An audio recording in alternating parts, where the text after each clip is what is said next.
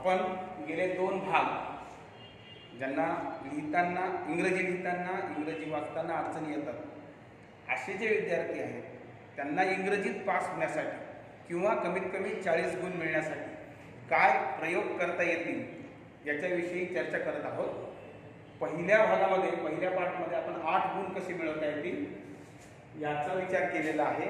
विद्यार्थ्यांनी जर शब्दांचा सराव केला दररोज एका चॅप्टरचे जरी शब्द त्यांनी सगळेचे सगळे पॅच या अर्थाने लिहून काढले तरी सुद्धा 8 गुणांची तयारी होणार आहे। नंतर भाग 2 मध्ये कवितेबद्दल माहिती घेतली आपण आणि कवितेमध्ये रायमिंग वर्ड्स त्याच्यानंतर रायमिंग स्कीम याच्याबद्दल माहिती घेताना पाहिलं की 10 गुणांपैकी आपल्याला फक्त 6 गुण मिळणार आहेत, कारण आपल्याला थीम लिहिता येणार नाही असं आपण गृहीत धरतोय। कारण थीम लिहायची म्हणजे आपल्याला मध्यवर्ती कल्पना लिहायची असते आणि ती मध्यवर्ती कल्पना लिहिताना एखाद्या वेळेस काही विद्यार्थ्यांना वाक्यरचना करता येणार नाही, कारण त्यांना मुळातच वाचताना आणि लिहिताना अडचणी येतात साधे साधे शब्दसुद्धा। तर अशा विद्यार्थ्यांना आपण ते करण्यासाठी भाग पाडणार नाही, परंतु त्यांनी रायमिंग स्कीम तरी कमीत कमी तयार करावी अशी आपण अपेक्षा केली आणि त्याचे 6 गुण आहेत। आज आपण पुढे इंग्रजी पेपरमध्ये आणखी ज्यांना लिहिता येत नाही वाचता येत नाही त्यांनी आणखी गुण मिळवायचे आहेत, कारण आपल्याला एकूण 40 गुण करायचे आहेत। 14 गुणांची तयारी झालेली आहे। इंग्रजीमध्ये क्वेश्चन नंबर 2A आणि क्वेश्चन नंबर 2B याच्यामध्ये पॅसेज येणार आहेत आणि हे जे पॅसेज आहेत त्या पॅसेजमध्ये काही ऍक्टिव्हिटीज दिलेल्या आहेत, त्या ऍक्टिव्हिटी आपल्याला करायच्या। उदाहरणार्थ एक ऍक्टिव्हिटी आहे फिल इन द ब्लँक्स, एक ऍक्टिव्हिटी आहे फिल इन द ब्लँक्स आणि त्या फिल इन द ब्लँक्सच्या ऍक्टिव्हिटीसाठी एकूण गुण आहेत 2, म्हणजे 2 मार्क आपल्याला त्याच्यात मिळणार आहेत। रचना याच्यामध्ये जे वाक्य दिलेले आहेत त्याची अशी असणार आहे, 4 वाक्य असणार आहेत। पॅसेजमध्ये काही वाक्य दिलेले आहेत, त्या वाक्यांपैकीच हे 4 वाक्य असणार आहेत आणि विद्यार्थ्यांना वाचता येत नाही परंतु इमेज नक्की कळते, शब्दांची किंवा अक्षरांची इमेज कळते। तर या फिल इन द ब्लँक्ससाठी दिलेले ज्या 4 वाक्य आहेत त्यातल्या शब्द वाचता जरी नाही आले तर त्या शब्दांची इमेज पॅसेजमधल्या शब्दाशी जुळवता येते, पॅसेजमधल्या शब्दांशी जुळवता येते आणि पॅसेजमधल्या शब्दांची इमेज जुळवून ते वाक्य हे असू शकतं एवढं विद्यार्थ्यांना नक्कीच कळणार आहे। तेवढे विद्यार्थी आमचे हुशार असणार आहेत। या अर्थानं ते वाक्य वाचायचं आणि त्यातला एक शब्द गाळलेला आहे तोही सुद्धा पहिला शब्द गाळलेला असतो, म्हणजे मध्येच कुठला तरी एखादा शब्द गाळला असंही सुद्धा केलेलं नाही, म्हणजे वाक्याची सुरुवात फक्त गाळलेली आहे आणि तो शब्द तिथे त्यांनी भरायचा आहे। या अर्थानं कुठलंही पाठांतर त्यांना नको करायला पाहिजे, कुठलंही ग्रामर त्यांना आलंच पाहिजे अशी अपेक्षा नाही, किंवा म्हणजे फार खूप काही त्यांना त्यातलं आलं पाहिजे असं नाही। इमेज त्यांना ओळखता आली पाहिजे शब्दांची अक्षरांची आणि त्यावरनं ते वाक्य या वाक्याशी जुळवून फक्त उरलेला शब्द जो गाळलेला आहे तो भरायचा। इथे 2 गुण नक्की आपल्याला त्याप्रमाणे मिळू शकतात, म्हणजे तसा सराव आपण सगळ्यांनी तो विद्यार्थ्यांना द्यायचा आहे। आता एकदा पॅसेज पाहून झालेला आहे, वाचून झालेला आहे, विद्यार्थ्यांना थोडं त्यातले काही शब्द वाचता आलेले आहेत, सगळे शब्द वाचता आले नाही, खूप शब्द वाचताना खूप अडचणी आलेल्या आहेत, अडखळलेले विद्यार्थी, अर्थ समजणं तर दूर राहा। परंतु हेच वाक्य पॅसेजमध्ये आलेलेच आम्ही कशा पद्धतीला दिले असतं ते सांगतो। म्हणजे उदाहरणार्थ मी लिहिलेलं आहे की he is my sister, she is my sister, तर शी इज माय सिस्टर असं वाक्य पॅसेजमध्ये आलेलं आहे आणि शी इज नॉट माय सिस्टर असं प्रश्नामध्ये किंवा ऍक्टिव्हिटीमध्ये वाक्य दिलेलं असेल।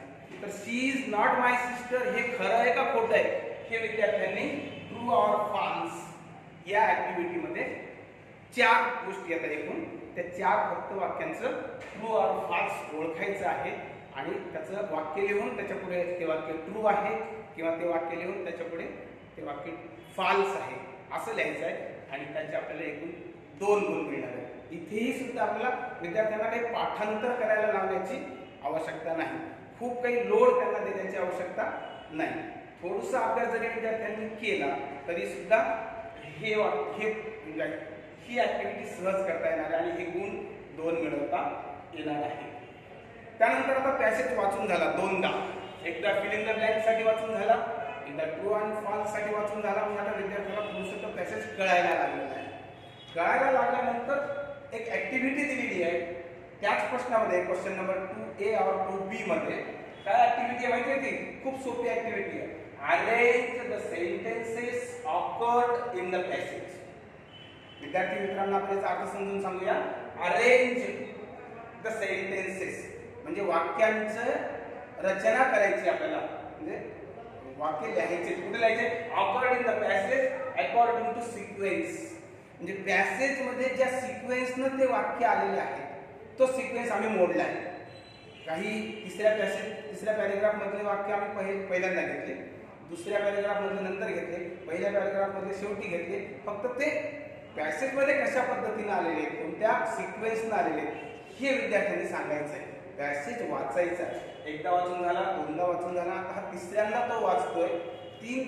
म्हणजे साधारणतः 3 तास विद्यार्थ्याला इंग्रजी पेपर सोडवण्यासाठी आहे. त्या 3 तासभर जरी बाकीचे ऍक्टिव्हिटी करून झाल्यानंतर ह्या पॅसेज वाचले आणि हे प्रश्न जर सोडवले तर नक्कीच इथेही सुद्धा आपल्याला 4 गुण, कमीत कमी 2 गुण तर नक्की मिळणार आहेत. अपेक्षा 4 गुण मिळावे अशी आहे, परंतु आपण 2 गुण मिळणार असं गृहीत धरूया. म्हणजे आतापर्यंत आपण फिल इन द ब्लँक साठी 2 गुण, ट्रू ऑर फॉल्स साठी 2 गुण आणि arranging the sentences in a sequence याच्यासाठी आपण 2 गुण, असे एकूण विद्यार्थ्यांना आपण 6 गुण सहज मिळवून देऊ शकतो. यानंतर आपल्या या प्रश्नपत्रिकेमध्ये, म्हणजे याला ऍक्टिव्हिटी शीट असं म्हटलेलं आहे, याच्यामध्ये एक प्रश्न 5वा आलेला आहे. तुम्हाला मी मुद्दाम तो प्रश्न इथे दाखवू इच्छितो. याच्यामध्ये एक प्रश्न खूप चांगल्या प्रकारचा आलेला आहे, क्वेश्चन 5B. आणि क्वेश्चन 5B मध्ये एक ऍक्टिव्हिटी दिलेली आहे. ती ऍक्टिव्हिटी तुम्ही समजून घेण्यासारखी आहे. याच्यामध्ये असं म्हटलेलं आहे की डायलॉग रायटिंग किंवा ड्राफ्टिंग अ स्पीच. परंतु ड्राफ्टिंग अ स्पीच मध्ये प्रत्यक्षात काय आहे, विद्यार्थ्यांना स्वतः ड्राफ्ट करायचा नाही, ड्राफ्ट तयार करून दिलेला आहे. ड्राफ्ट तयार करून दिलेला आहे. इथं काय लिहिलंय? Prepare a dialogue from jumbled sentences. म्हणजे डायलॉग चालू आहे आणि त्याच्यासाठी जे वाक्य असतात, म्हणजे ए बोलणारे, बी बोलणारे, पुन्हा ए बोलणारे, पुन्हा बी बोलणारे, तर ते ए चे वाक्य एखाद्या वेळेस सोबत दिलेले असणार आहेत, बी चे वाक्य एखाद्या वेळेस सोबत दिलेले असणार आहेत. पण ए नंतर बी, पुन्हा बी नंतर ए नंतर पुन्हा बी, असं डायलॉग विद्यार्थ्यांनी करणं गरजेचं आहे. आणि ते इथं काय केलेलं आहे तर खालचे वर आणि वरचे खाली डायलॉग दिलेले आहेत ड्राफ्टिंगमध्ये. ते ड्राफ्टिंग विद्यार्थ्यांना सहज करता येणार आहे. आणि 4च वाक्य दिलेले आहेत. मी मुद्दाम वाचून दाखवतो तुम्हाला. Have you watched today's match. त्याच्या पुढचं वाक्य आहे Rohit Sharma hits the century. Who, त्याच्यानंतरचं वाक्य आहे 3रं, हू सेक्युअर्ड सेंचुरी टुडे. आणि 4थं वाक्य येस आय हॅव. म्हणजे पहिल्या प्रश्नानंतर शेवटचं 4थं वाक्य येणार आहे, ते विद्यार्थ्यांना कळावं आणि ते विद्यार्थ्यांनी तिथे लिहावं. म्हणजे 1 नंबरच्या सेंटेन्स नंतर 4 नंबरचं सेंटेन्स येणार आहे, 3 नंबरच्या सेंटेन्स नंतर 2 नंबरचं सेंटेन्स येणार आहे आणि ते डायलॉग रायटिंग पूर्ण होणार आहे. ड्राफ्टिंग तयार आहे आणि त्याचा फक्त सिक्वेन्स जोडायचा आहे आपल्याला. त्याचा फक्त आपल्याला सिक्वेन्स जोडायचा आहे. त्याच्यासाठी 1 गुण आहे. आणि आणखी 1 गुण आहे, तिथे सुद्धा कंप्लीट द डायलॉग असं म्हटलेलं आहे.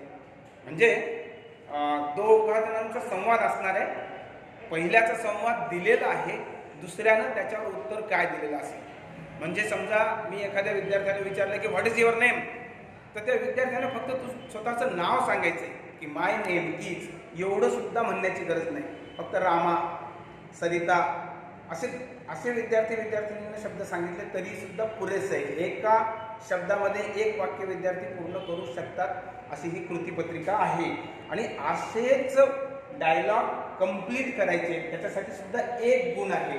म्हणजे डायलॉग रायटिंग मध्ये क्वेश्चन 5A आणि क्वेश्चन 5B मध्ये विद्यार्थ्याला 2 गुण मिळू शकणार आहेत. या अर्थानं क्वेश्चन आतापर्यंत 2 आणि 2, म्हणजे फिल इन द ब्लँक साठी 2, ट्रू ऑर फॉल्स साठी 2, त्याच्यानंतर अरेंजिंग द सेंटेन्सेस साठी 2, त्याच्यानंतर डायलॉग रायटिंगसाठी 2 असे 4 प्रश्नांचे 8 गुण आपल्याला विद्यार्थ्याला काहीही पाठांतर न करता मिळवता येणार आहे.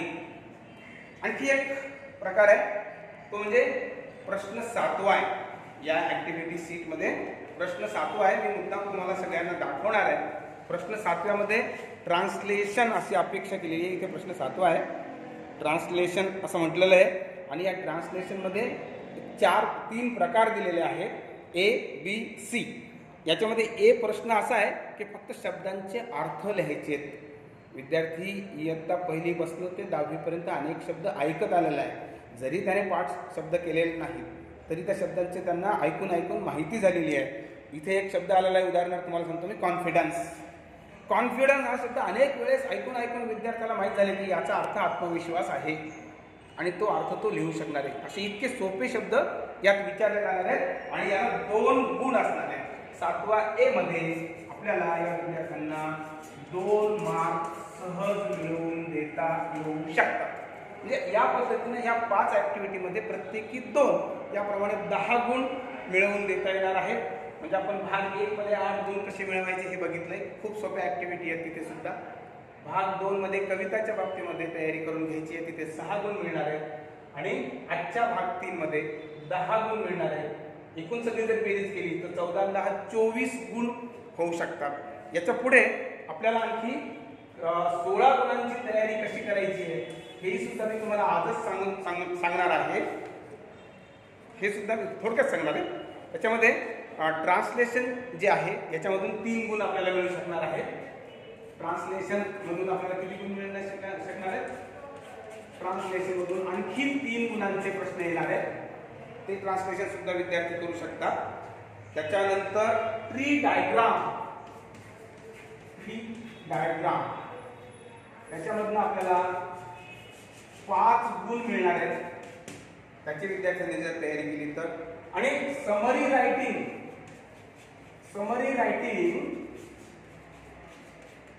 हा जो प्रश्न आहे या प्रश्नासाठी 5 गुण आहेत. या प्रश्नासाठी 5 गुण आहेत. पॅसेजची समरी लिहायची आहे. म्हणजे प्रत्येक पॅसेजमध्ये महत्त्वाचे जे वाक्य दिलेले आहेत 5, त्याच्यापैकी 2 अत्यंत महत्त्वाचे आहेत. उदाहरण सोडून देऊ आणि ती वाक्य महत्त्वाची तेवढी त्याने लिहायची आहेत आणि समरी लिहून काढायची आहे.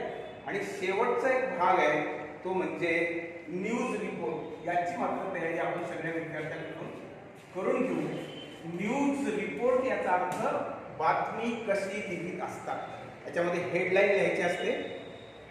त्याच्यानंतर त्याच्यामध्ये डेटलाईन लिहायची असते, म्हणजे तारीख लिहायची आहे, गावाचं नाव लिहायचं आहे. हेडलाईन तिथं दिलेली असतेच ऍक्टिव्हिटी शीटमध्ये. ती हेडलाईन पुन्हा एकदा लिहायची आहे. डेटलाईन म्हणजे आपण जशी इथे मी तारीख लिहिलेली आहे, गावाचं नाव लिहिलं तसे विद्यार्थी तारीख लिहितातच. त्याच्यानंतर इंट्रो लिहायचा आहे. म्हणजे या हेडलाईन मध्ये जी माहिती लिहिलेली आहे ती जशाच तशी पूर्ण विद्यार्थ्यांनी पुन्हा एकदा 2दा 3दा त्यात लिहिले. कारण बातमी जर पाहिजे आपण तर हेडलाईनचाच भाग पुन्हा आलेला असतो. आणि मग शॉर्ट कंटिन्युइंग पॅरेग्राफ तो विद्यार्थ्याला पूर्ण लिहिता येणार नाही याची मला माहिती आहे. म्हणून त्याचे आपण 2 मार्क कमी करूया. फक्त हे 3 गुण याच्यातून मिळणार आहेत. म्हणजे अशा प्रकारे आपल्याला इथे या विद्यार्थ्यांना 16 गुण हे मिळवून देता येणार आहेत.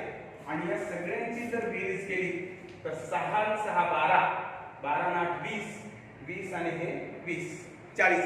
अशा प्रकारे आपण विद्यार्थ्यांना कुठल्याही प्रकारचं पाठांतर न करता 40 गुण या ऍक्टिव्हिटी शीटमधून सहज मिळवून देऊ शकतो. थँक्यू.